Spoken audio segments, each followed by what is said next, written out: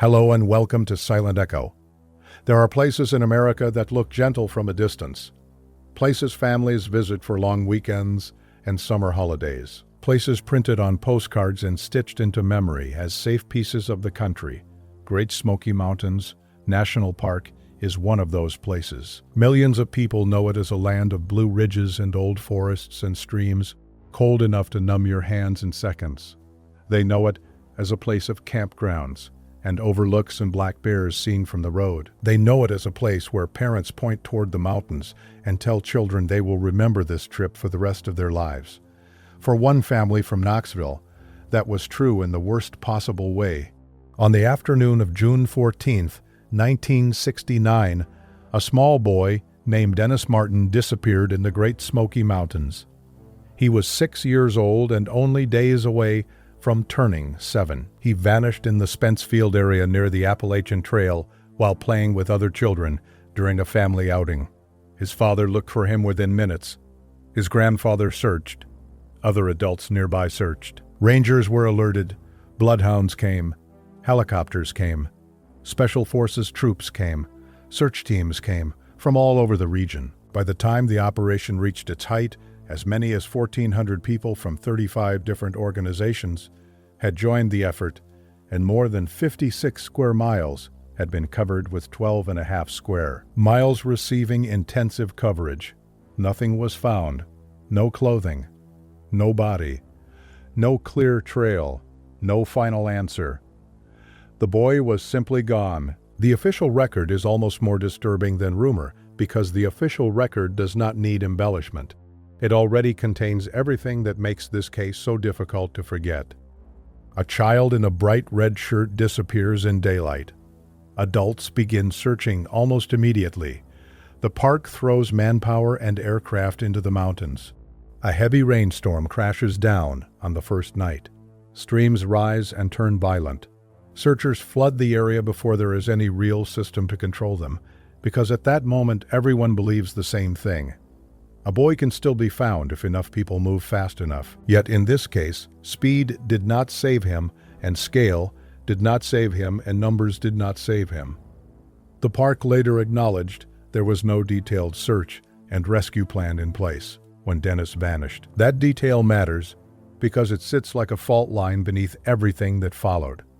When people speak about this disappearance now, they usually begin at the point of mystery. They begin with the fact that Dennis was there and then was not. They begin with the theories. They begin with a witness account that surfaced later. They begin with the image of a child in the woods and the sickening idea that something could take him so quickly that grown men searching within minutes would still find nothing. But to understand why this case has endured for more than half a century, you have to slow down and walk into those mountains the way the family did. You have to see the geography of Spencefield. You have to understand what kind of child Dennis was according to the search records. You have to watch the search expand day by day until it became so vast that the effort itself started to work against the people leading it. You have to separate the official facts from the lore that grew around them, and then you have to sit with the simplest and hardest question in the entire file. How does a child disappear so completely in a place full of adults who knew exactly where to start looking? The Great Smoky Mountains are deceptive. The word smoky sounds soft. It sounds poetic. The ridges do often carry a blue haze caused by moisture and plant emissions and distance. From a scenic overlook, the whole park can appear layered and calm, but that calm is visual. It is not practical. On the ground, the Smokies can be punishing. Slopes change quickly. Drainage is cut away beneath your feet. Rhododendron can grow so thick that a person can be hidden only a short distance from a trail. Old logging roads fade into narrow paths. Streams that look manageable in dry weather can become loud and dangerous after rain. Fog moves through folds in the land in a way that can make near things vanish and far things seem close. Even experienced hikers know how quickly the park can stop feeling friendly once the light begins to change. Spencefield sits high in that landscape. It is an open, grassy bald on the Tennessee-North Carolina line, with shelter sites nearby and trails branching away toward deeper country. On paper, it does not look like a place where a child should be able to disappear forever. There are established routes.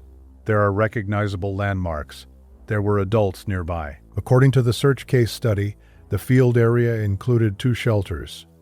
The Appalachian Trail ran east and west through it. 2 trails and a jeep road led away from Spence Field toward other destinations. That is part of what makes the location so unsettling. This was not a hidden ravine that no one could reach.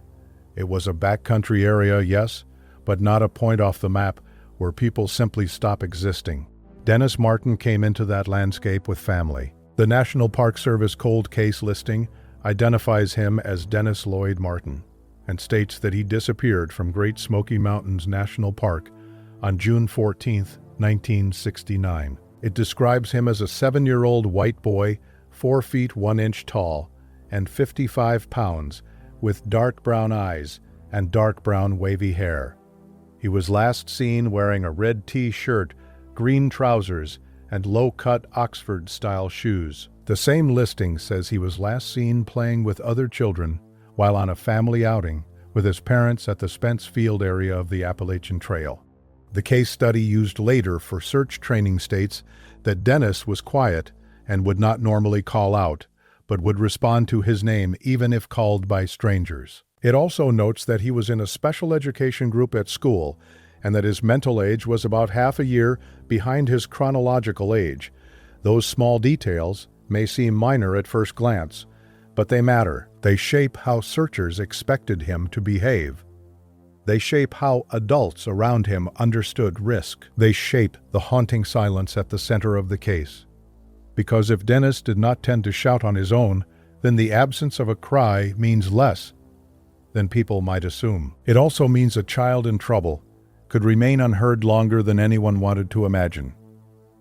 The records show that Dennis was with his 9-year-old brother and 2 unrelated boys near Spence Field on that Saturday afternoon. The adults and children had reached a place that felt open enough to relax. Children were being children. They were playing, they were darting around cover and terrain features in one of the most normal scenes imaginable for a family trip in the mountains. Years later, what people would remember most is how ordinary the last moment was.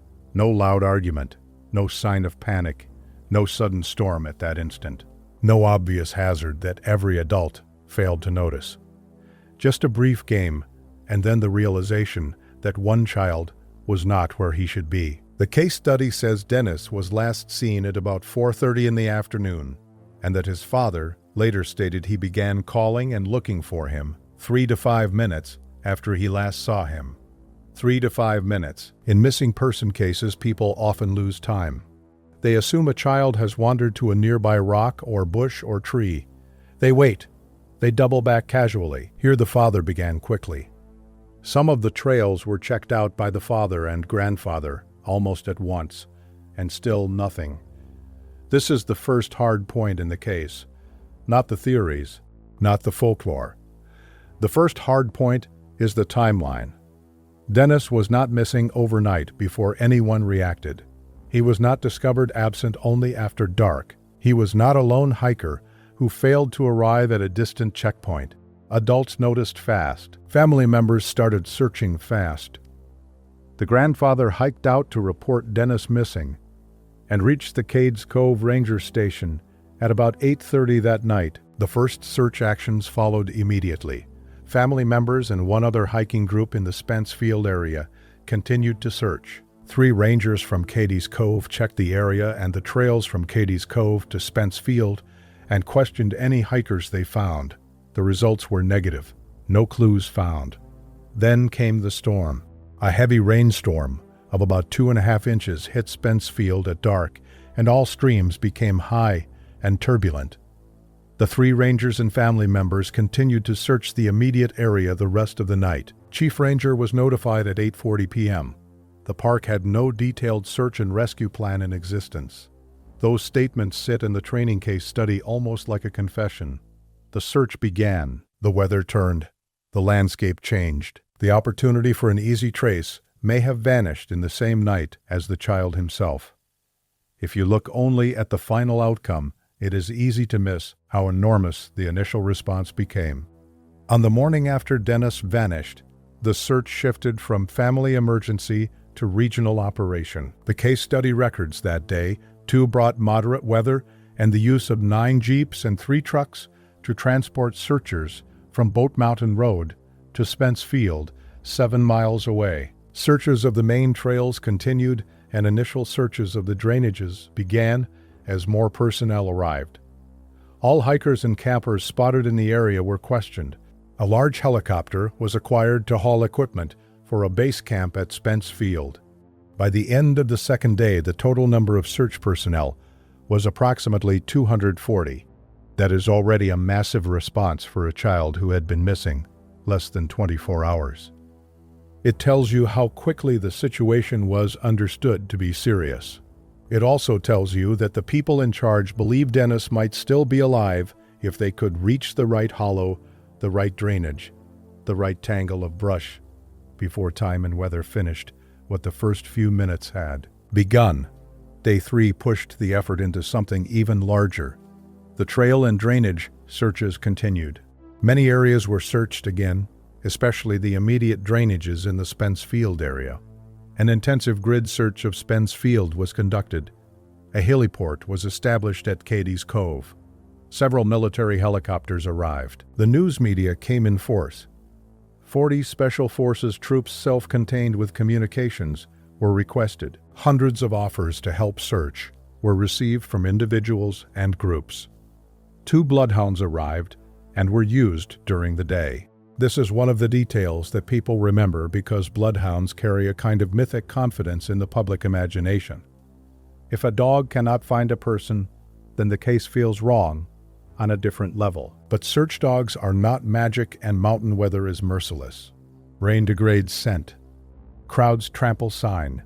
Terrain interferes. Even so, 2 bloodhounds and later more dogs searched, and the records remained painfully consistent. Negative results. No clue that could be followed to a body. No article of clothing. No shoe. No point in the woods where the search could stop circling and say, "This is where he went." On day 4, the effort expanded again. Search assignments pushed farther out from the immediate area. Helicopter operations continued. Local rescue squads and volunteers increased the total strength of the operation. The shape of the search matters here because officials were not acting as if they expected to find Dennis standing behind a nearby tree. They were working concentric possibilities. Immediate terrain first, then drainages, then wider travel corridors, then rough country farther away. Each day he was not found, the search had to assume either that the original area had failed to reveal him or that he was not there at all. Neither conclusion was comforting. Both implied the same thing. Whatever had happened very early and had erased clarity almost at once. From the standpoint of search management, the Dennis Martin operation became a study in scale and in the dangers of scale. The more people arrived, the more manpower commanders had. The more people arrived, the more the ground was disturbed. Civilians wanted to help, and many of them did help. Yet help is not always pure gain. Search lines require discipline. Sign cutting requires care. Movement through an area can destroy the fragile evidence another team is trying to preserve. The case study was written decades later for inland search and rescue planning, because this operation exposed exactly those tensions. It showed what happens when urgency outruns structure. The park had no detailed search and rescue plan when Dennis disappeared. That does not mean the people involved were indifferent. The record makes the opposite clear. They mobilized on a scale that was extraordinary, but extraordinary effort and organized effort are not the same thing. One of the reasons this case still haunts search professionals is that it appears to show both great devotion and systemic weakness in the same event. As the days passed, the map of the search began to look less like a simple rescue zone and more like a military campaign. Helispots were set up at multiple locations, including Russell Field, Thunderhead, Derrick Knob, Gregory Bald Eagle Creek, Hazel Creek, and Fontana. By day, 8 roadblocks were established at the Townsend Y to control the flood of volunteers. Many people waited for hours, hoping to be allowed into the area, and some never got in. 2 CH-47 Chinooks and 4 other helicopters airlifted 600 searchers to Spence Field in a single day. That same day, the total number of searchers reached 1,400 from 35 different organizations. On day 9, the estimates placed the total area searched at 56.75 square miles, with 12.5 square miles receiving intensive coverage. Officials felt that all logical search areas have been covered and then made the extraordinary decision to begin all over again the following morning from Spence Field and research the entire area. Imagine what that means emotionally. It means the mountain had been combed by families, rangers, volunteers, bloodhounds, rescue squads, helicopters, and military resources, and still no one could say where a 6-year-old had gone. That is the point where the case stops feeling merely tragic and starts feeling almost unreal. Children do get lost in wilderness. Adults do die in wilderness. Bodies are missed. Terrain can hide remains for years. All of that is true. But what gives the Dennis Martin case its grip on the imagination is that the operation was too large and too immediate for a clean disappearance to feel emotionally acceptable. The mind pushes back. It wants an object. It wants a mistake that can be pointed at. It wants a clear track. It wants one dropped shoe under a laurel bush. It wants a shirt snagged on rhododendron. It wants a piece of certainty. Instead, the file gives us the kind of language that investigators hate, because it means momentum has stalled. Negative results. Negative results again. Search continued. Search continued. No clues found. The weather did not stop being a problem. After that first night, heavy rains returned in the area on day 10. Helicopters were unable to fly, and a police dog was used with negative results. The next day, the Federal Bureau of Investigation continued its investigation. 2 more dogs were used with negative results. By June 25th, a press release announced the search operation would be greatly reduced as of June 26th. If the boy was not found by June 29th, the search would continue on a limited basis only for 60 days. That change is one of the most painful beats in the chronology, because it marks the point where urgency yields to grim realism.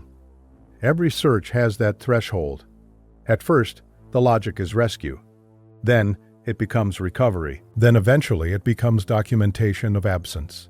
In the Dennis Martin case, that transition happened under national attention and enormous public pressure. The cost through June 29th in the case study included 13,420 man-hours for National Park Service personnel categories alone, with total regular and overtime costs listed above $62,000 through that date.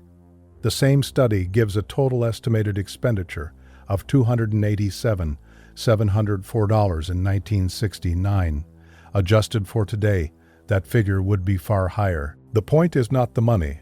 The point is what the money represents. People did not shrug at this disappearance.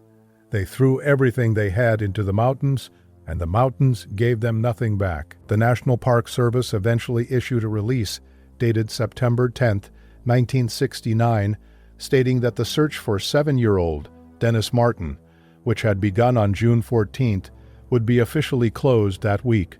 One internal record from September 8 notes that officials believed if the boy were ever found, or any remains were found, they would probably be found within a very few miles from the shelter, and that as fall arrived, the possibility of finding him would become even more remote as leaves fell and the elements and animals entered the picture.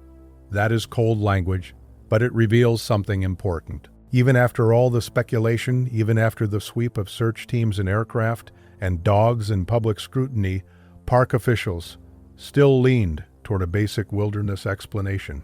Somewhere near where he vanished, they believed the answer might still lie hidden. Not in another state, not in a dramatic, distant location. Somewhere in the folds and drainages and cover close to Spence Field, where the search began. That possibility is almost harder to bear than stranger alternatives, because if the official instinct was right, then Dennis may have remained in the search area, while hundreds and then thousands of people moved around him without seeing him. He may have been below brush, or between rocks, or carried by water, or concealed by terrain so ordinary that no one would ever think twice about it while passing. He may have been much closer than the size of the operation suggested. That is one reason the case continues to disturb people who know the mountains. Not because it proves anything supernatural, and not because the evidence points cleanly to abduction, and not because one later witness account explains it all. It endures because it demonstrates how thin the line can be between being seen and being lost forever in a landscape that millions think they understand. By the middle of the search, even Washington was paying attention. The case study records that the White House was monitoring the search effort after a Tennessee senator was contacted about the possibility of federal troops. This was no obscure local story. The disappearance of one child in the Smokies had expanded into a national concern. Media followed it. Communities followed it. Volunteers arrived in such numbers that officials had to ask local media to request no more volunteers. Yet nothing in that wave of attention changed the one thing that mattered. Dennis did not come back into view. Every day, the park became more crowded with people looking for him, and the case itself became more empty. That contrast is central to why the story still lives. The public memory of it is crowded.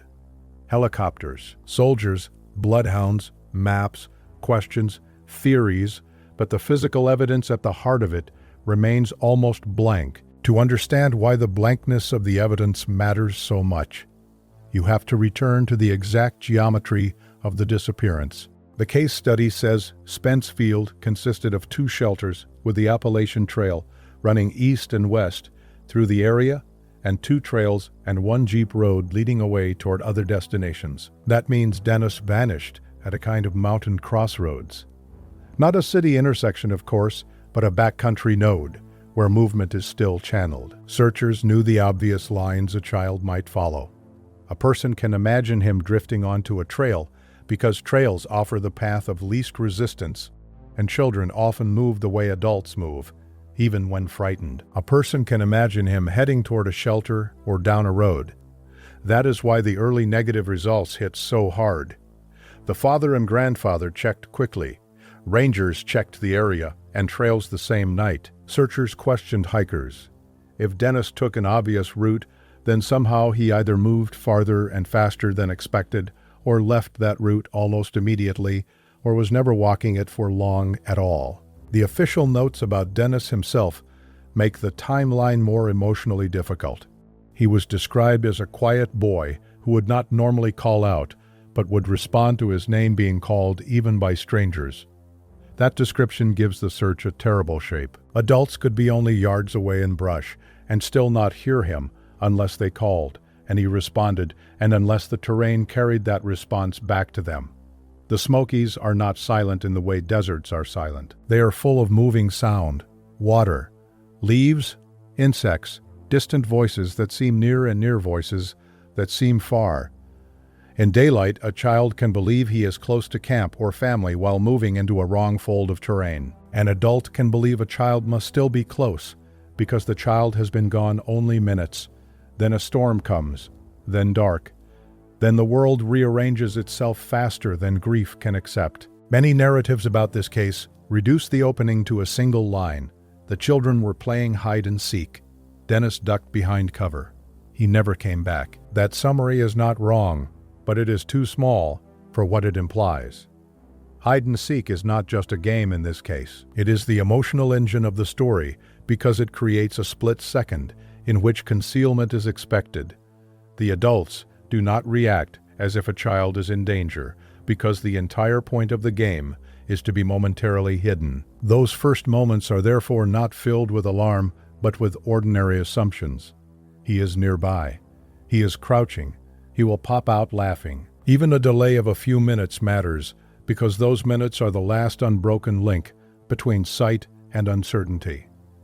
The father later stated he began calling and looking for Dennis within 3 to 5 minutes. Some people hear that and think only 3 to 5 minutes. Others hear it and think a wilderness can absorb distance with shocking speed.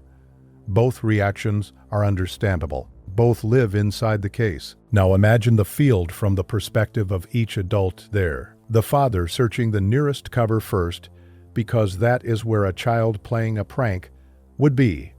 The grandfather turning to the trails, because a lost child will often stay in motion. Other adults perhaps spreading slightly, calling his name, thinking the whole thing is about to resolve with embarrassment and relief. Then slowly, a change in tone. Voices become sharper. The calls become more frequent. The same few spaces are checked again. Bushes part. Rock edges are looked under. The nearest root is scanned. The next root is scanned. At some point in every disappearance, there is a moment when the people closest to it realize the ordinary explanation has just expired. That moment is hard to document because it is emotional before it becomes official. In the Dennis Martin case, it must have arrived fast. One of the most unsettling aspects of this case is how completely it resists the normal little pieces of aftermath that missing children often leave behind. Children drop things. They scrape knees. They cry. They leave prints where adults later find them.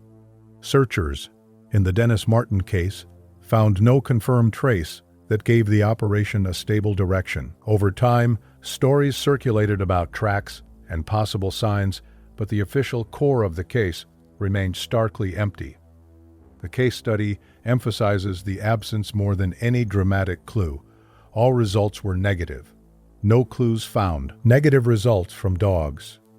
Negative results after repeated drainage and trail searches. This is not a case in which officials recovered a partial item and then lost the trail.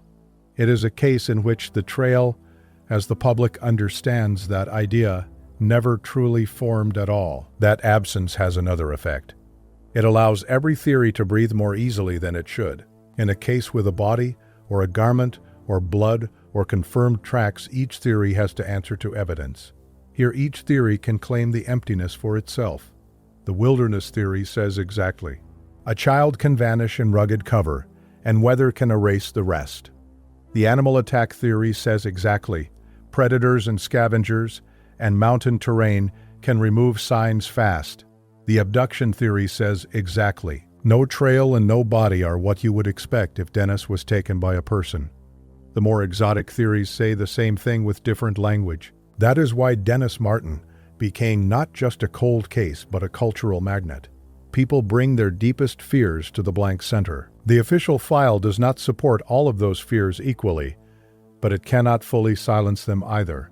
Before we get into theories, there is something important to say about children in wilderness search cases.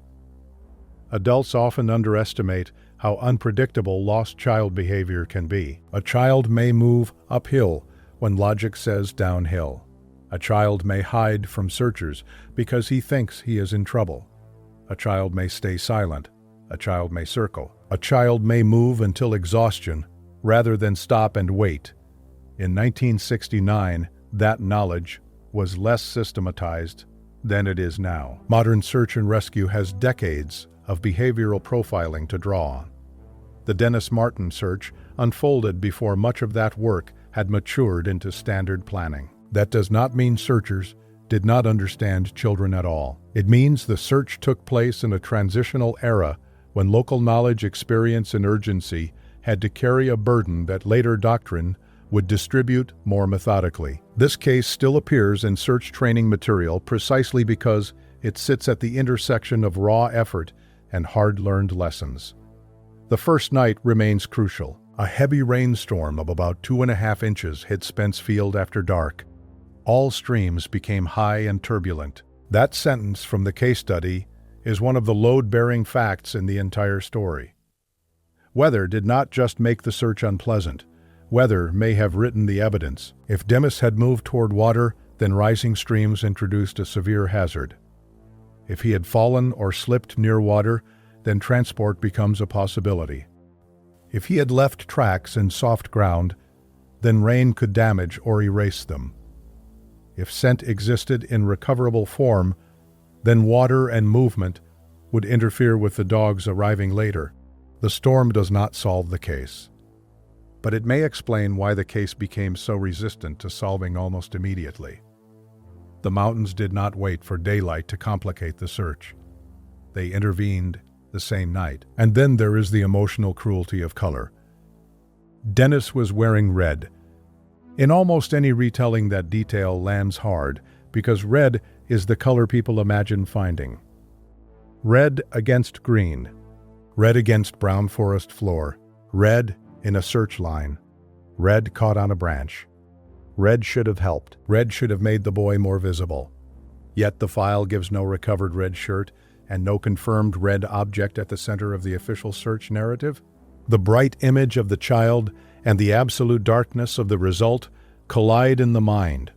That collision is one reason the case never settled into the past. People can picture him too clearly. A small boy in a red shirt on a summer afternoon in one of the most visited national parks in the country.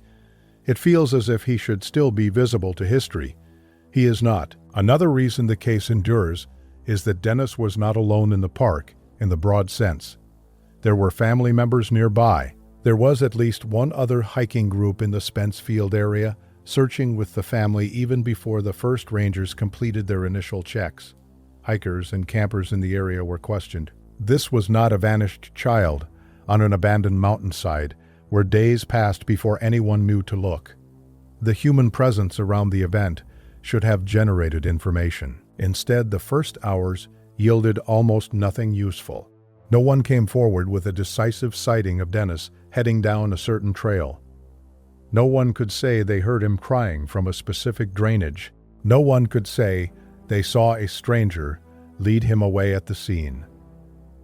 Silence settled over the event faster than searchers settled over the ground. That speed of silence is why the case seems to widen the more you study it. Most mysteries narrow over time. Theories are tested. Weak ideas die. Records stabilize. Here the opposite often happens. The more closely you look, the more you see two cases occupying the same space. One is a wilderness disappearance in difficult terrain, worsened by rain and a search system under strain. The other is an almost unbearable family nightmare, in which a child vanishes within minutes in broad daylight and leaves no practical trace. The first case can be explained in terms of terrain, weather, and probability. The second never feels emotionally explained at all. Any serious telling of Dennis Martin has to hold both truths at once, or it loses the thing that makes the story so painful and so real. The most conservative explanation, and the one park officials appear to have leaned toward, is that Dennis became lost very quickly and died in the wilderness, not far from where he vanished. It is the least dramatic theory, and for that reason, it is often treated as unsatisfying. But unsatisfying is not the same thing as implausible. In many missing person cases, the correct explanation feels emotionally inadequate because it never compensates for the scale of the loss. A child can be close and still not be found. A body can be in brush or a depression or a hidden crease in terrain that searchers pass repeatedly without noticing. Weather can move objects. Animals can scatter remains. Water can transport evidence in ways that complicate reconstruction. Search grids can be strong on paper and imperfect on the ground. If Dennis moved fast into one of the drainages below Spence Field and the storm came before the search locked the area down, then a tragic but natural sequence remains possible. What does that actually mean in physical terms? It means Dennis leaves the field or the edge of the field in a direction no adult expects. It means he does not answer immediately or his answer is not heard. It means he reaches cover thick enough to break line of sight almost at once. It means he keeps moving instead of stopping. A child in that situation may believe he is finding his way back when he is doing the opposite. He may angle toward water because water is obvious. He may move downhill because downhill feels easier. He may become frightened and hide. He may slip. He may be injured in a place that conceals him. Then the storm arrives. Night arrives. The streams rise. Searchers begin with the routes that seem most logical, while Dennis lies or moves somewhere less logical, but not impossibly far away. By morning, the ground has changed and the window for easy sign has closed. There is a brutal kind of plausibility in that theory, because it does not require a single extraordinary event, only a chain of ordinary ones. A child moves. Adults lose sight of him briefly. Dense vegetation and uneven terrain separate them faster than intuition expects. Rain degrades the scene. A massive search creates both coverage and contamination. The body remains unrecovered because mountain terrain is better at hiding than people like to admit. Many search and rescue veterans would tell you that such a chain is not only possible, but familiar in outline. What makes Dennis Martin different is not that the outline is impossible. It is that the scale and speed of the response feel as if they should have interrupted the outline, and they did not. The case study itself contains a clue to why the conservative explanation remained attractive to officials. In the September phone record included in the National Park Service file, officials said it was their personal opinion that if the boy were ever found, or if any remains were found, they would probably be found within a very few miles from the shelter. That is not the language of investigators convinced by a distant abduction. It is the language of people who believed the mountains had kept the answer close and concealed. They also stated that falling leaves and time would only make the possibility of finding him more remote as elements and animals entered the picture. Again, cold language, but revealing language. It suggests not certainty, but direction. The official instinct stayed close to Spence Field, even when the public imagination did not. Yet even the conservative theory has to answer difficult questions. If Dennis stayed relatively close to the point of disappearance, why was there never a definitive trace? Why did dogs not lock on in a useful way? Why did searchers covering immediate drainages and repeating grids find nothing that could anchor the operation? One answer is that the public overestimates what even a very large search can guarantee. Search statistics are not magic, and steep wooded terrain is not transparent. Another answer is that the search may have been too large too fast in exactly the wrong way. Volunteers poured in before there was a refined plan. Evidence can be destroyed by good intentions as easily as by bad luck. A small track near wet ground can vanish under boots. A broken twig can become meaningless when 100 people move through the same area. A dog can be given compromised scent or taken across contaminated ground. In that sense, the Dennis Martin case is not merely a mystery of disappearance, it is also a mystery of information collapse. Whatever the mountains did not erase, the search itself may have blurred. There is another form of the wilderness theory that emphasizes water. The first night storm raised all streams and made them turbulent. In mountain country, water is an editor. It changes surfaces and routes and outcomes. If Dennis moved into a drainage and fell into fast water, then the search was suddenly fighting not just distance and cover, but transport. Water can carry remains into places that are difficult to access and hard to visualize from a map. It can trap material under debris. It can also mislead, because searchers tend to picture stream movement as a simple line when mountain hydrology is a maze of pools, undercuts, choke points, and hidden pockets. This theory does not have specific evidence proving it in Dennis Martin's case. No body was recovered downstream, and no article of clothing was found. But the storm makes any theory that ignores water feel incomplete. Water may not be the answer. It is certainly part of the environment in which the answer disappeared. Some people have proposed that Dennis encountered a sudden natural hazard, such as a fall into a crevice or concealed depression. That is possible in rugged country, but again the difficulty is evidentiary.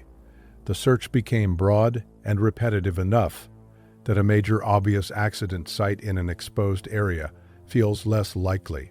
Still, the Smokies are full of small traps rather than dramatic cliffs.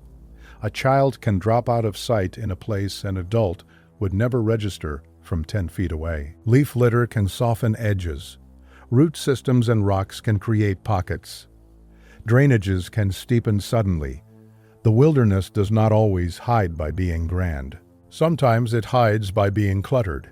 The second major theory is animal attack.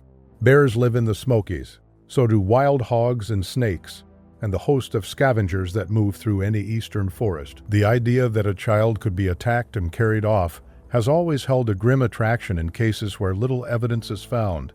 It offers an explanation for both sudden disappearance and the lack of later discovery. But in Dennis Martin's case, the official record does not point strongly in this direction.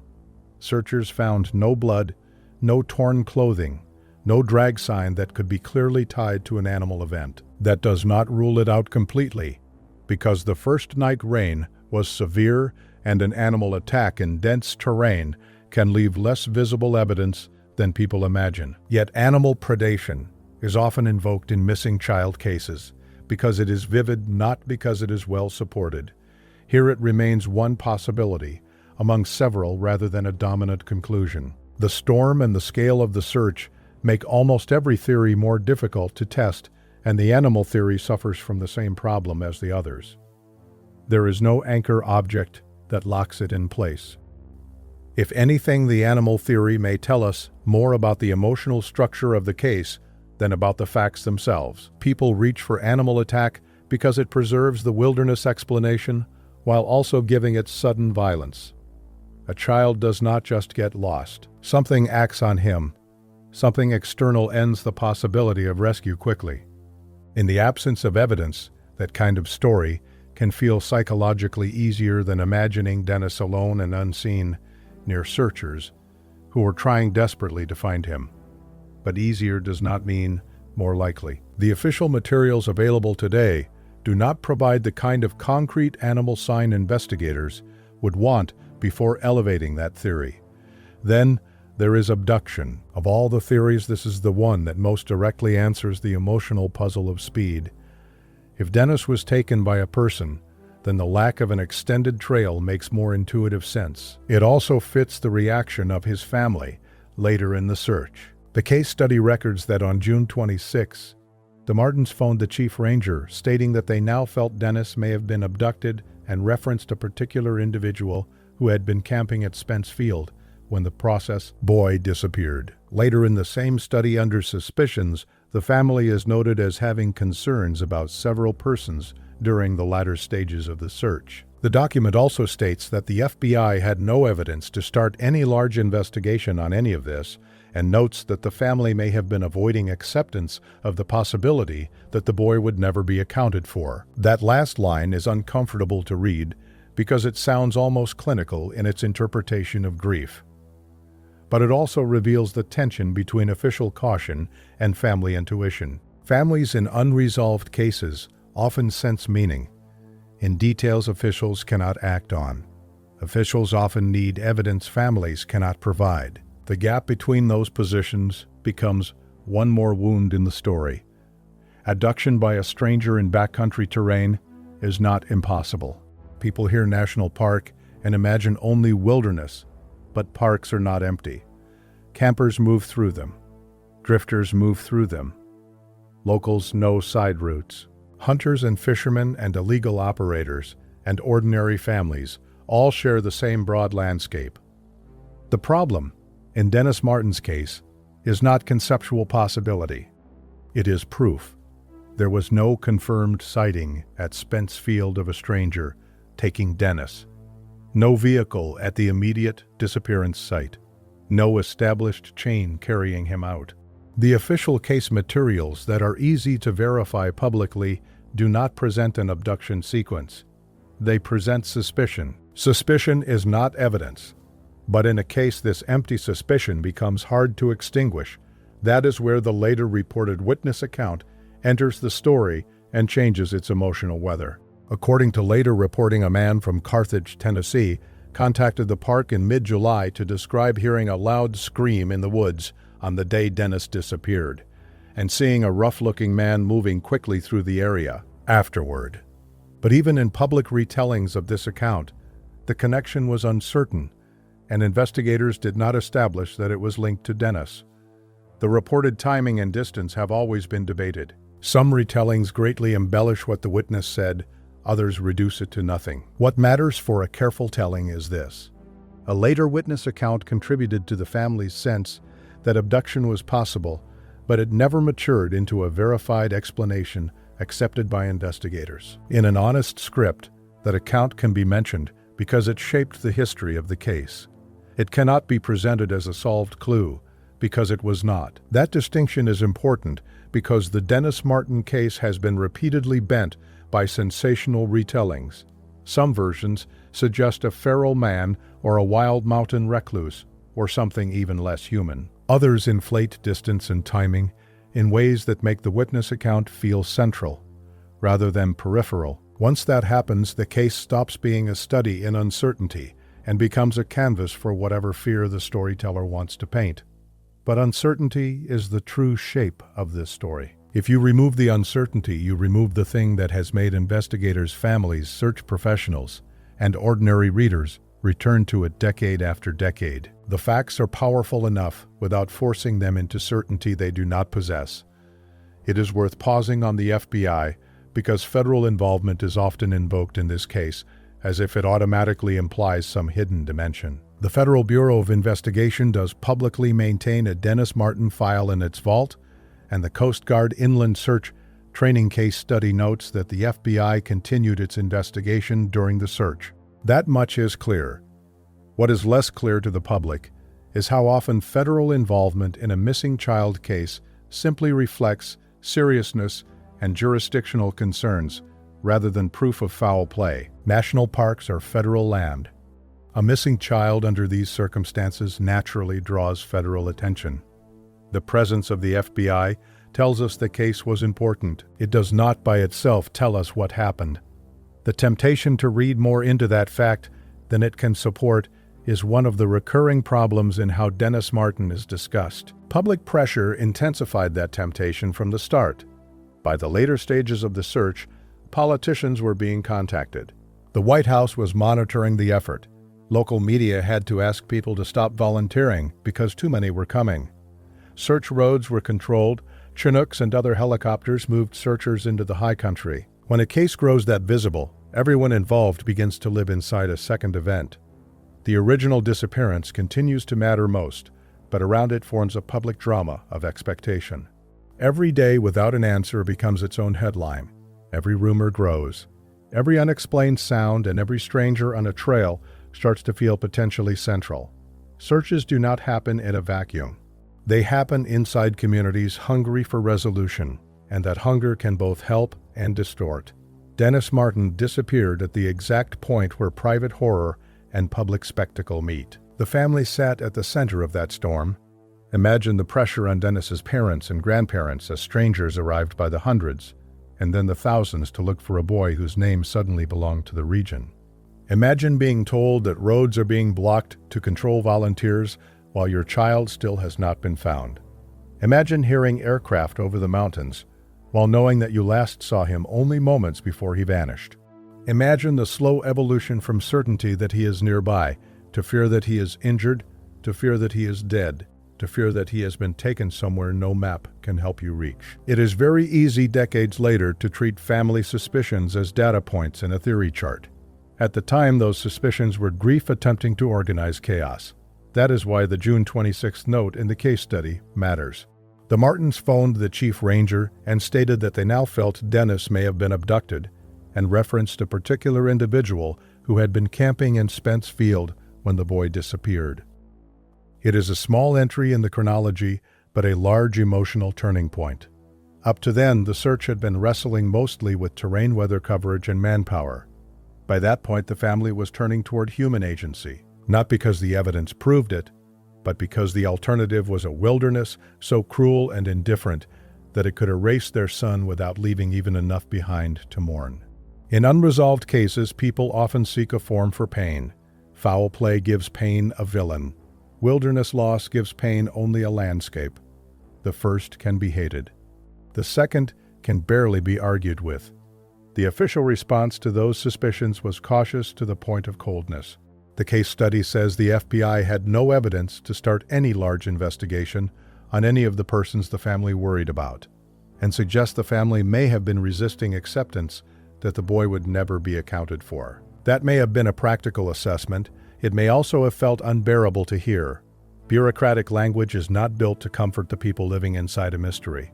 It is built to define what can and cannot be done next. One of the hidden tragedies in cases like this is that the absence of evidence becomes a force in itself. It does not just prevent solution, it shapes how agencies speak to families and how families come to feel about agencies.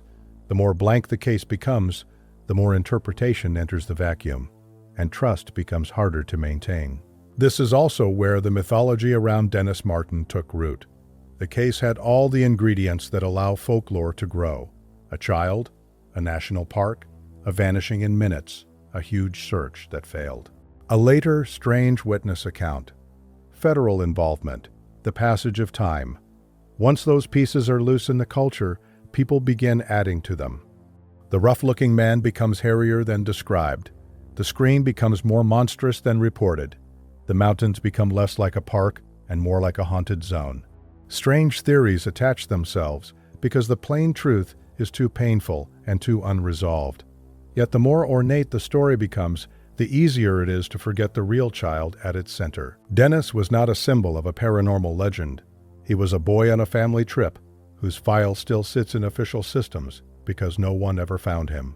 One of the strongest ways to keep the story honest is to return repeatedly to what the records actually say. They say Dennis was last seen around 4:30 in the afternoon at Spence Field. They say his father began searching within 3 to 5 minutes. They say the grandfather reached the ranger station about 8:30 that night. They say there were no clues found in the initial search. They say a heavy rainstorm hit after dark and all streams became high and turbulent. They say the park had no detailed search and rescue plan in place. They say the operation grew to extraordinary size, including helicopters, special forces troops, dogs, and vast volunteer participation. They say all logical search areas were believed to have been covered by day 9, and still nothing was found. They say the family later suspected abduction. They say the FBI had no evidence to launch a large investigation into those suspicions. They say the search was reduced and then officially closed in September. They say no trace of Dennis Martin has ever been found. That is enough. It is more than enough. There is another difficult dimension to this case, and it has less to do with disappearance itself than with institutional memory. The Coast Guard inland search document that revisits the case decades later does not do so because Dennis Martin was forgotten. It does so because he could not be forgotten by the people who study search failures and search complexity. In that sense, Dennis Martin changed the systems around him, even if the case never resolved. The search for him became material for later planning and training. That is a strange kind of legacy and a painful one. A child should not have to become a lesson in command structure logistics and behavioral uncertainty. But unresolved cases often become that precisely because professionals are trying to spare other families the same outcome. The Dennis Martin search is remembered not only as a mystery, but as an event that exposed what happens when urgency meets terrain, without a mature framework strong enough to contain both. And yet even this practical legacy cannot answer the deeper question that has kept the case alive in the public imagination. If search planning was imperfect, and weather was bad, and the terrain was difficult, then why does the disappearance still feel so excessive? Why does it still feel larger than those explanations? Part of the answer lies in childhood itself. A missing adult can be imagined as making choices. A missing child cannot be imagined that way without resistance. Dennis was not an experienced backcountry traveler making an ill-advised decision. He was a small boy in a red shirt on a family outing. Every explanation has to pass through that fact, and most explanations feel smaller than it. That is why even reasonable theories can leave people unsatisfied. They describe mechanisms. They do not satisfy the moral shock of the event.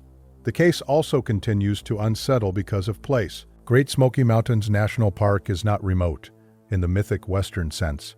It is not an empty desert test range, or an ice field above tree line, or a roadless Alaskan wilderness, where absence itself feels expected. It is one of the most visited national parks in the United States. It belongs to family culture, school trips, summer drives, campground memories. It feels accessible. When a child disappears so completely in a place that accessible, the public feels a personal breach. If it can happen there, it can happen in a place we thought we knew. That psychological betrayal is part of why the story still circulates far beyond Tennessee. Long after the official operation was closed, the mountains remained exactly what they had been before Dennis vanished. The balds still opened to the sky. The trails still crossed the ridges. Families still visited. Searchers went home. Rangers moved on to other seasons and other emergencies. But unresolved cases do not really end when agencies close them. They continue in memory and in landscape. Every future hiker who knows the story carries a second invisible map through Spence Field. Not just where the Appalachian Trail runs and where the shelters stand, and where the Jeep Road leads, but where the sightline ends, where the adults turned, where the fathers started calling, where the ordinary afternoon became a permanent question. That second map is why the Dennis Martin case is not merely old, it is active in the imagination. It still asks something of the listener, not to solve it because we cannot, not to turn it into a ghost story because that would be too easy. It asks for patience with uncertainty and seriousness with fact. It asks whether we can look directly at an unsolved disappearance without decorating it into something simpler than it is. It asks whether we can admit that some of the most haunting cases remain haunting precisely because the likely explanations are ordinary enough to be real and insufficient enough to be unbearable. The fuller National Park Service chronology adds texture that the shorter case summaries leave out, and that texture makes the disappearance feel even more immediate. According to the file, Spence Field lies on the main Great Smoky Ridge, with north drainages running into Tennessee and south drainages running into North Carolina. It was approximately 2.5 miles to the next Appalachian Trail shelter to the west at Russell Field, and approximately 5 miles to the next shelter to the east, at Derrick Knob. Other trails available from Spence Field included Anthony Creek and Boat Mountain on the Tennessee side, and Eagle Creek and Jenkins Ridge on the North Carolina side. That means the field was not isolated from movement. It was linked to multiple directions and drainages from the start. The same chronology records that after becoming concerned, Bill Martin quickly went west on the Appalachian Trail as far as Little Bald, about 1 mile, and returned thinking Dennis might be back with the others. He then went west again on the Appalachian Trail to Russell Field, 2.5 miles, and returned to Spence Field. This is a remarkable detail because it shows how urgently the family reacted even before the search machinery reached full speed. The father was not standing in place calling. He was moving miles through backcountry in the first hours, trying to outrun the possibility that Dennis was already farther away than anyone wanted to believe. The chronology also records how people converged on the scene that first evening. Clyde Martin, the grandfather, came down Anthony Creek Trail to Cades Cove and informed rangers around 8:30. Seasonal naturalist Terry Chilcote and his wife were checking Butte Mountain Road in a personal vehicle, and then hiked the last 1.5 miles to Spence Field, arriving around 7:30 and learning of the missing boy. They had not seen anything on the way in. On their return, they picked up Bill Martin and let him out at the junction of Boat Mountain Road and Laurel Creek Road. Ranger Huffman walked up Anthony Creek and Ledbetter Ridge to Russell Field and then on to Spence Field by the Appalachian Trail. Ranger Nielsen picked Bill Martin up roughly 5 to 10 minutes after the Chilcotes had dropped him and drove him up Butte Mountain Road to Spence Field in a Jeep. They talked to hikers from Derrick Knob and to fishermen who had walked from Hazel Creek up Jenkins Ridge, and to hikers who had come west on the Appalachian Trail from Fontana Dam. None of them had seen Dennis. This matters because it shows the first night search was not confined to one little circle of panic. Adults were already testing routes and questioning everyone moving through the connected trail system. The net widened quickly and still came back empty. The next morning, the search plans, set by the chief ranger, reveal both determination and improvisation. 1 crew of 30 men with 5 leaders, 10 crews of 2 to 4 men with 10 leaders, a camp at Spence Field, a helicopter if possible. Rangers and maintenance personnel rescue squads, the Smoky Mountain Hiking Club, and individuals were all contacted and directed to report to Butte Mountain Road at 5 in the morning. Experienced National Park Service personnel began drainage searches down the west prong of Little River Anthony Creek, Little Bald, and Spence Field drainages. Ranger Phillips walked up Eagle Creek Trail to Spence Field, which the file notes was the only trail not accounted for on June 14th. Boy Scouts already in the high country were folded into the effort. Ranger students from Florida on a field trip were contacted and directed to the area. North Carolina rescue squads were called. Bill Martin's wife arrived in the cove around noon. Each of those details places another human being into the unfolding search, another pair of eyes on the slopes, another heart joining the same impossible hope. Read carefully the search chronology, and you begin to feel how fast structure had to be invented under pressure. Operations centers were established. Special telephone lines were set up. Radio coverage was arranged on both park frequencies. The Special Forces communications van and personnel were moved from the Cades Cove helispot to the operations center. Another communications unit was established in the Spence Field area via Jeep transportation. Strategy meetings were held at park headquarters. Additional helispots were planned. Search sectors were revised. Access roads were closed or controlled to keep curiosity seekers away from the work. This was not the behavior of a park shrugging at a missing child. It was the behavior of an institution building a rescue architecture in real time while the clock was already against it. The tragedy is that the architecture kept getting larger while the central fact kept getting smaller and less tangible. The search kept becoming more visible, and Dennis kept becoming less visible. Even some small notes from the file are haunting in ways the grand numbers are not. One entry says, "Rangers and family members searched the immediate area around where Dennis was last seen for the rest of the night." There is something almost unbearable in that plain sentence. The immediate area. Not a distant region, not a speculative destination. The immediate area around where he was last seen. That is where they stayed after the rain moved in. That is where they kept calling into darkness. If Dennis had been close enough to hear and answer, then the whole case might have ended before dawn. The fact that it did not tells you that the break between family and child had already become wider than time alone could measure.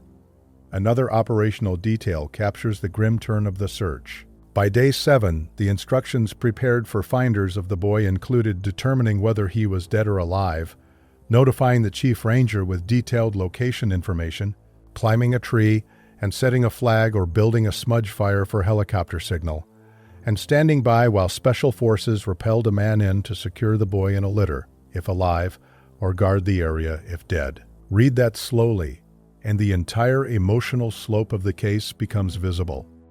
Those instructions are what it looks like when hope and realism are forced to share the same page. Alive or dead, rescue or body recovery. The search had widened enough and lasted long enough that command had to prepare both options explicitly. People often imagine the operation as one continuous straight line of searching. It was not. It had phases and recalibrations. At first, the search focused on immediate routes and drainages. Then it expanded outward. Then, by day 9, officials believed all logical areas had been covered. Then they began again from Spence Field. This restart is one of the most psychologically revealing moments in the chronology, because it shows the commanders confronting the possibility that either their assumptions about lost child movement were wrong, or that the original search had failed to see what was there. Starting over is an admission that the map in your head no longer matches the evidence on the ground. In a case with evidence that is difficult, in a case with almost no evidence, it is almost paralyzing. The crowd itself became a problem. The chronology describes volunteers waiting for hours at the Townsend Y after the roadblock was established. Some had been there since 3 in the morning and became agitated and anxious to go. After high spots were saturated, the remaining searchers were directed elsewhere. That sounds procedural until you remember what saturation means in practice. It means there are already enough boots in a given area that adding more may accomplish less than people think. Saturation is the point where zeal stops increasing effectiveness. In the Dennis Martin search, the public desire to help became so powerful that authorities had to limit it. That is another reason the story persists. People did not fail to care. Caring overflowed the operation. And still, the operation could not produce a child. The official chronology even records the odd dead ends that later become footnotes in great searches. On June 29th, vulture activity over Sugar Cove southwest of Cades Cove was checked and led to a dead bobcat. You can almost feel the emotional swing in that one line. Some watcher sees circling birds. Hope and dread rise at once because vultures might mean remains. Teams are sent. It is not Dennis, it is a dead bobcat. Searches like this are full of false convergences. Sounds that are not cries. Colors that are not clothing. Odors that are not human. Each one drains energy and yet must be checked, because to ignore one would be unforgivable if it turned out to matter. The mountains generate possibilities faster than command can resolve them. That is part of why large wilderness searches become exhausting in a way outsiders rarely see. Months later, the bureaucracy continued to process the absence. Internal notes refer to clothing fragments and old garments reported from search areas, items that had to be checked against the possibility they might belong to Dennis, and then usually dismissed. One January 1970 letter requested the names of hikers who had signed in for campfire permits on specific trails during the relevant period, and asked for hiking register data and extended camping permits in the area. During the week surrounding the disappearance, that is the paper form of unresolved grief and unresolved investigation. Once the mountain does not give you the body, you begin interrogating lists. Names on permits, names on registers, dates, vehicles, camps. You try to rebuild the human landscape around the event, because the physical landscape refused to speak clearly. All of this complicates the simple storytelling instinct to ask only what happened to Dennis. Another question runs beside it. What happened to the search? Not because the search caused the disappearance, but because the search became its own historical object. It grew too fast, carried too much hope, ran through awful weather, adapted under pressure, and left behind a record that modern search professionals still study. When people say Dennis Martin triggered the biggest search in Great Smoky Mountains history, they are usually emphasizing scale. But scale is only part of it. The search is remembered because it exposes how hard it is to force order onto mountainous uncertainty when the victim is a child and every minute feels morally unbearable. That is why the story still matters, beyond true crime and beyond mystery culture. It matters to anyone who wants to understand how real people, real institutions, and real landscapes collide under the pressure of a vanishing. Because the official record stays so austere, the later witness account has taken on a weight almost out of proportion to its evidentiary status. A careful version of the story goes like this. Weeks after Dennis vanished, a man from Carthage, Tennessee, reported that, on the day of the disappearance, he had heard a loud, troubling scream somewhere in the woods, and later saw a rough-looking man moving quickly through the area.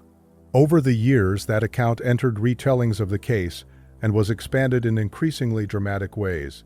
In some versions, the man becomes feral. In others, he becomes hairy. In others, he is said to have been carrying a red object over his shoulder. In more sober public reporting, the account remains a lead that investigators never tied conclusively to Dennis. That is the crucial distinction. An uncertain report can influence memory without establishing fact. It can shape how a case is felt long after it fails to shape how a case is solved. This is where Dennis Martin becomes not only a disappearance, but an example of what time does to evidence in the public imagination. Every unresolved case has a public file and a folklore file. The public file contains documents, dates, actions, names, and limits. The folklore file contains the emotionally satisfying additions that people layer onto the blank spaces. Sometimes the two overlap, often they diverge. In Dennis's case, the divergence is especially important because the stronger the story becomes in the public imagination, the less attention some people pay to the fragile official facts that make the case tragic in the first place. The danger of unresolved mysteries is not only that they remain unsolved, it is that they become available for endless repurposing. A story about search planning can be recast as a story about hidden predators. A story about weather and terrain can be recast as a story about something supernatural in the ridges. A story about one witness's uncertain memory can be inflated into a near solution. Every inflation offers relief because uncertainty is hard to live with. But every inflation also moves us farther from the child. If we hold the witness account at the correct distance, it becomes interesting for a different reason. Not because it solves the case, because it shows how quickly people search for narrative shape when the official chronology cannot provide one. A scream gives the case a sound. A mysterious man gives it a figure. Human minds grasp both because raw absence is extremely difficult to bear. Compare that to the official search language: negative results, no clues found, search continued. The witness account fills a vacuum. It does not necessarily illuminate it. That is why the account must be handled with care in any responsible script. Mentioned, yes, because it is part of the case's history. Elevated into central certainty, no, because that would misrepresent the actual state of evidence. The same discipline applies to every more exotic idea attached to Dennis Martin over the decades. The Smokies are old mountains with deep cultural resonance. They are rich in Appalachian story. They invite projection because they seem both familiar and ancient. In such landscapes, mystery can easily become myth. Strange lights, hidden people, creatures in the ridge fog, secret caves, moonshiners, hermits, feral communities, supernatural thresholds. All of these themes have at one time or another brushed against public retellings of disappearances in the mountains. Yet, none of them are required to explain why a child could vanish in a storm-affected wilderness search that became too vast, too quickly. That does not mean the ordinary explanation is emotionally satisfying. It only means extraordinary explanations should not be smuggled in to compensate for emotional dissatisfaction. What makes Dennis Martin so powerful as a subject is precisely that a natural explanation and an unbearable explanation may be the same explanation. Many listeners resist that. They want the mystery to be mysterious in the active sense. They want an unknown actor. But the most disturbing possibility may be that no actor beyond terrain, weather, time, and human limitation was necessary. A few minutes. A child who does not call out much, dense cover, multiple drainages, a severe evening storm, a search that became massive before it became truly controlled. That combination may be enough. The case remains haunting not because the mechanism must be supernatural, but because the mechanism may be heartbreakingly ordinary and still strong enough to defeat everyone who tried to reverse it. The witness account also distracts from another quieter aspect of the case. The mountains were full not only of possible threats, but of possible rescuers. Hikers came from Derrick Knob. Fishermen came from Hazel Creek by Jenkins Ridge. Other hikers came west on the Appalachian Trail from Fontana Dam. Boy Scouts were already in the backcountry. Horse parties moved up Anthony Creek and Ledbetter Ridge. Ranger students were directed in from outside the park. Rescue squads came from multiple counties and from North Carolina. This was a humanly saturated event. The fact that Dennis did not intersect with any of those people in a recoverable way is as significant as any later report of a stranger. The wilderness explanation is often imagined as a lonely child in an empty forest. Dennis's case may instead be a child in a landscape threaded with other people who were simply not in the right place in the right minute. That is a much colder vision because it means rescue can fail not only from lack of effort, but from infinitesimal misalignment. This is why spatial imagination matters. Picture Spence Field not as a single flat meadow, but as a node on a ridge feeding into multiple directions. Picture a child leaving cover with no plan and choosing one contour line over another. Picture him dropping out of sight into a drainage, not because it is far away, but because the edge of visibility in mountain country is often close. Picture adults searching the route they think makes sense, while a different route becomes the real one. Then picture rain, heavy enough to swell streams and hammer ground before the first full organized morning. You do not need monsters in that model. You only need the mountains to be more complex than human urgency can master in time. People sometimes ask why no bones or clothing were ever found later, if Dennis died near Spence Field. It is a fair question, and one that continues to drive skepticism about the simple lost child theory. The honest answer is that unrecovered remains in wooded mountainous country are sadly not unusual. Searchers miss things. Seasons rearrange the forest floor. Scavengers scatter material. Private searchers revisit different places at different times and often find nothing because the actual location lies just beyond their assumptions. The lack of recovery after many years does not prove abduction, and it does not prove anything paranormal.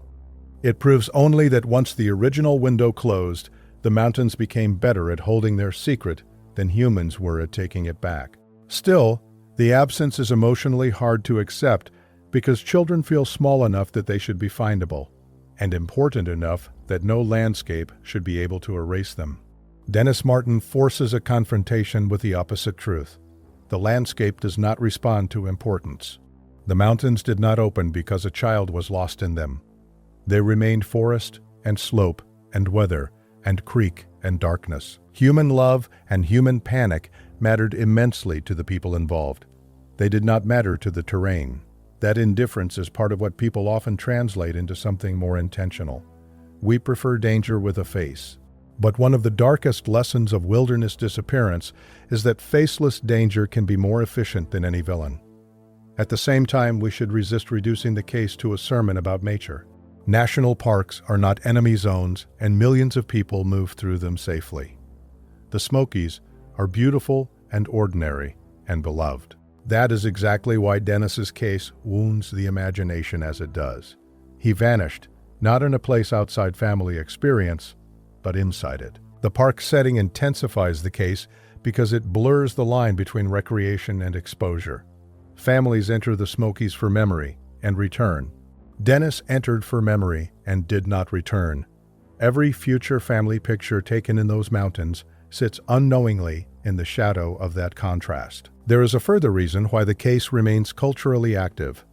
Dennis Martin is not just missing in an abstract national database. His disappearance belongs to regional memory in East Tennessee and the Smokies. It is folded into local stories and search lore and backcountry caution. Cold cases often remain alive longest where the terrain still exists as a daily reality. Residents can drive toward Cades Cove, hikers can walk the same ridges. Rangers inherit the story as part of park history. Search professionals inherit it as a case study. In that way, Dennis never disappeared from the institutional and regional imagination, even though he disappeared from sight. And perhaps that is the hardest contradiction in the entire story. Dennis Martin is both absent and permanently present. No one found him. Yet the search for him altered procedures, entered documents, triggered federal involvement, attracted enormous manpower, and left behind a trail of records still read decades later. He has no recovered remains and no grave built on certainty. Yet his case is still alive enough that official listings name him. Federal vaults keep his file, and search training documents use the operation to teach future rescuers. In purely narrative terms, that contradiction is powerful. In human terms, it is cruel. The world remembers the event because it failed to resolve. The mystery preserves the memory while also denying the family the ending that memory should have served. For all these reasons, the Dennis Martin case has to be told with a double discipline. First, a discipline of empathy. A child vanished. Searchers worked under extreme pressure, and no result can erase that labor. Second, a discipline of restraint. The blank spaces must remain blank where the evidence does not fill them. A compelling script does not become more honest by pretending it knows what the file does not.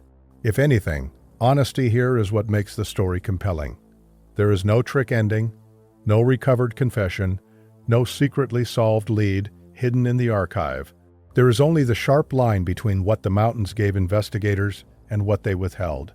That line is enough to keep this case alive without ever letting it rest. If you walk into the Dennis Martin case today, the first thing you encounter is not mystery language, it is administrative persistence. The National Park Service still lists Dennis Lloyd Martin as missing from Great Smoky Mountains National Park on June 14, 1969. The listing still describes his height, weight, hair, eyes, clothing, and the fact that he was last seen playing with other children on a family outing near Spence Field. The FBI still maintains a Dennis Martin file in its public vault. The search itself is still preserved in government documents and in a later inland search case study that treats the operation as something professionals need to understand. All of that matters because it means this is not merely a legend handed down by campfire retelling. It remains an active historical case with an official footprint. The institutions that touched it have not erased it from memory, even though they could not solve it. That official persistence creates a strange emotional effect. In some cold cases, the paperwork itself feels dead. The file exists, but no living urgency seems attached to it anymore. Dennis Martin's case feels different. Perhaps because he was a child. Perhaps because the search was so enormous. Perhaps because the gap between the size of the response and the size of the result remains so shocking. Whatever the reason, the records do not read like ancient dust. They read like an event that never really settled. Even the September release closing the search carries that feeling. It is not triumphant, and it is not complete. It is simply administrative exhaustion reaching the point where official effort can no longer pretend that more of the same will produce a different answer. The mountains did not yield. The operation had to stop acting as if persistence alone would change that. One reason people continue returning to this case is that it raises a disturbing question about proximity. We usually imagine disappearance as a function of distance. The farther someone goes from help, the worse the outcome becomes. Dennis Martin suggests that in wilderness terrain, proximity can be misleading. A person can be close in measured miles and utterly distant in practical terms. Searchers can pass within hearing range and never know. A body can be concealed within the nominal search area and still escape notice. Drains and folds and cover can convert short distance into functional invisibility. That lesson is not unique to this case, but this case demonstrates it with terrifying purity because of the 3 to 5 minute interval before the father began looking and the immense effort that followed. Proximity failed here. That is part of the reason the case still shocks people who study it. Another reason is that Dennis Martin sits at the intersection of two very different American myths. One myth says the national park is a refuge. The other says the wilderness is indifferent. Most of the time, those myths coexist peacefully because millions of people visit parks safely and return home with stories about beauty. But when a child disappears in one of the most beloved parks in the country, the myth of refuge cracks and the myth of indifference comes roaring through. That crack is not only about the mountains, it is about trust.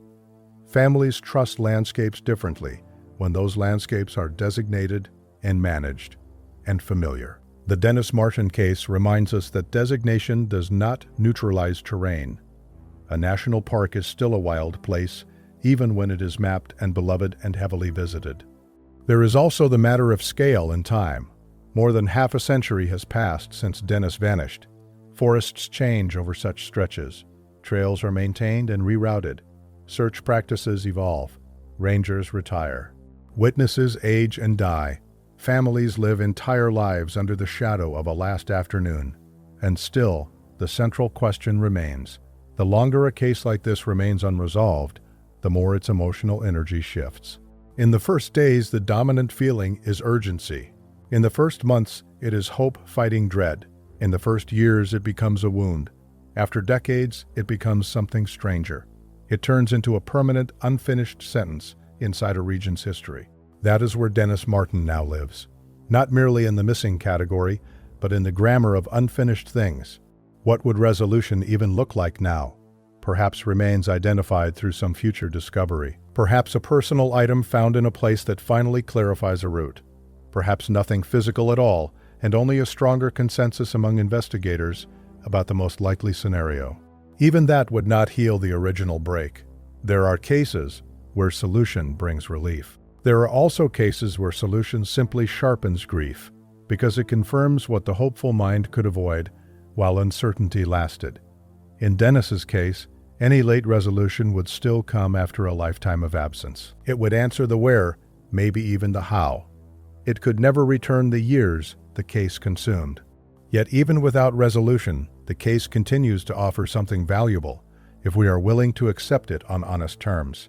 It teaches how quickly small gaps become catastrophic in rugged country. It teaches how weather multiplies uncertainty. It teaches how scale without full coordination can complicate evidence. It teaches humility about search guarantees. It teaches caution in the handling of witness accounts that emerge later and become larger than their verified content. It teaches how families in unresolved cases can move toward theories officials cannot substantiate, and how officials can sound almost inhuman while trying to remain grounded in what they can actually prove. Most of all, it teaches that disappearance is not one event. It is a chain of failures, natural and human and temporal, each one adding distance until the missing person is no longer merely out of sight, but out of reach. If you strip away every rumor and every later embellishment, that chain is enough. A child in a field, a few minutes, calls unanswered, trails checked, a grandfather walking out to alert rangers, rain crashing down at dark, streams rising, men and dogs and aircraft moving through the ridges, strategy meetings, roadblocks, volunteers waiting before dawn, Chinooks carrying searchers into the high country, maps covered in sectors, orders prepared for finders if the boy was alive or dead, all logical search areas believed covered, then searched again. The search reduced. The file left open in memory even when it closed in administration. No trace ever since. That sequence does not need decoration. It already contains everything a haunting story requires, because it contains everything a real human loss requires. The temptation in a long script like this is to promise a final angle, one overlooked lead that makes the whole thing click into place.